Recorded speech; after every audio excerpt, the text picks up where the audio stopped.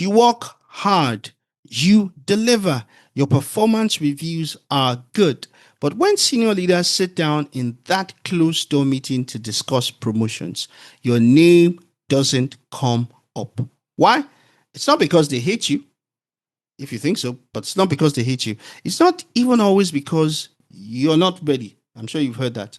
It's usually because senior leaders are quietly using a different lens to decide who to move up. In this video, I want to give you a behind the scenes at what those lenses are. I'll show you the 3 questions senior leaders ask themselves before they promote you, and then I'll give you a simple self-audit so you can see where you actually stand right now. If you ever thought, what exactly do they want? Stay with me, brothers and sisters. I got you covered. Welcome to Workplace Multiplier, a podcast for ambitious professionals and senior leaders who want to turn their proven competence into visible career advancing results without burning out. In simple terms, they want to win at life and in work. I am Tola Akishire. I am a C-suite executive who has worked in Spanish, French, English, and speaking countries. I sit in promotion conversations. In addition, I also mentor ambitious professionals who are good at what they do and who don't want to be invisible when decisions are made about their career progress. So what I'm sharing with you is not theory. It's what actually happens when your name is on the table or when it never gets there at all. So let's start with the first shift that you need to make. First thing you need to realize, promotions are not decided at your desk. They are usually decided in a long meeting session with multiple leaders in the room, looking at a short list of names. In that room, nobody is scrolling through your task list at all. Nobody is saying, wait a sec, she responds to email fast. Nobody is counting how many hours you stayed late. They're simply asking one question: who are we willing to bet on at the next level? And to answer that, they'll run you through a few filters. Now, it's important that you know these filters. So what I'm going to do to this episode is that I'm going to give you the 3 big ones that senior leaders use, whether they say it out loud or not. But basically, they use it before they promote you. So let's look at the first filter. The first question is this: does this person move the real scoreboard? Every organization has a real scoreboard, not the slogans or the wall on the wall that they write. The numbers that leadership typically watches include things like revenue and profit, like you didn't know, right? Cost and efficiency, things like risk and compliance, customer satisfaction, customer retention, speed and quality of delivery, all these sort of things. Those are the scoreboard they watch. So when your name comes up, senior leaders are not thinking, is she busy? What they are thinking here is this: where has she clearly moved the needle? That basically means for them here is this: can we point to a project, an initiative, a client, or a metric and say, because of her, this changed? You see, you can be incredibly busy and still not be promotable because from the top, nothing on the real scoreboard has your fingerprints on it. So let me ask you, if a senior leader asks your boss today, in the last 12 months, where has, for example, your name clearly moved a key result? What 2, 3, or let's say 1 example would they mention? And I'm saying here, it's not activities, it's not worked very hard. We're talking about actual results. If that's hard to answer, I'm sorry, but just realize this: it's not a moral failure, it's a focus problem. You're probably spreading yourself across work that keeps things running but does not show up on the scoreboard. We'll talk about how to fix that at the end. But for now, let's just remember one thing. Promotion filter number 1 is scoreboard impact. But you have to realize that's just one. And that is really, really not enough. We're going to go into talking about the next filter. Are you a safe bet at the next level? The second silent question senior leaders are asking is this: if we move this person up, are we increasing risk or reducing it? Promotion is just not a reward. It's a risk decision. At higher levels, it's not just about what you deliver, even though that's good. You think that that's lovely. Yeah, that's good. It's about how you think, how you handle pressure, how you represent the team and the organization internally and externally. So leaders look at patterns like when things go wrong, do you calm the system or you basically turn it to the next level? You add chaos to the whole thing. Do you bring problems with options and trade-offs or just drop problems on the table? Do you escalate early and wisely or do you hide issues until they blow up? Do people feel safer when you are involved or they literally feel tense? You see, you might not be the smartest person in the room. You might be the smartest. You might be the smartest person in the room.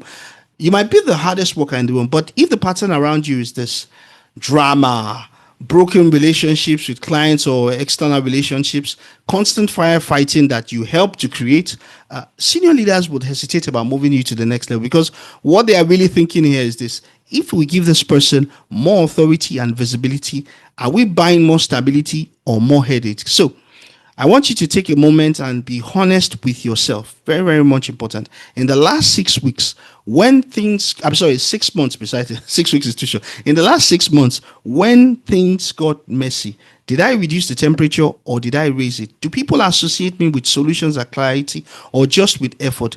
Promotion filter number 2 is not, are you perfect? It's this: are you a safe bet at the next level? Now let's look at the third filter, the one that often decides who moves when people look similar on paper. For example, you have different people different across different departments, they look similar. Filter number 3 decides that. It says, look, what is really the story that we can tell when your name comes up? In promotion meetings, the conversation often looks like she's the one who turned that client around. He's the one we can rely on when projects are going off track. She's become the informal leader in that particular area. And that things like she's the one who does this, all those sort of things are sentences that help your promotion story. Your CV, for example, might have as much as 15 bullet points, but in the room, you're typically reduced to one line. The question is, what line? If your unofficial story is something like she's very reliable, she always gets things done, that's good. But it doesn't automatically say, let's move her to the next level. At promotion time, leadership is looking for stories like he thinks beyond his role. He connects the dots across teams. She doesn't just execute, she shapes how we think. When something important is at risk, we feel better when she's involved. So the question I need you to ask yourself at this point is this: if your boss had to introduce you to in one sentence to a senior leader, what do you think they would say? And I really, really want you to be honest. Is that sentence exactly what you want them to say? If right now your story is things like, oh, she works hard, that's nice. That's a nice to have, really. But that's not yet strategic. And, promotion filter number 3 is basically focused on your narrative. How do people summarize your value? Does that value sound something like next level for the level in which you are hoping to get yourself into? So what I want us to do at this point in time, let's turn this into a quick self-audit. So if you are sitting in that promotion room and you had the opportunity to look at your own name, how would you answer these 5 questions for yourself? So you can do something. You can actually pause the video and write it down. So let me just run through the different questions. So question number 1, that's the scoreboard related. Can I name 2 or 3 concrete results in the last 12 months where I clearly moved a key metric? Not things like I worked on this project, but what changed because I was there. Question number 2, which focuses on risk. If they give me more visibility and authority, do I reduce risk or increase it?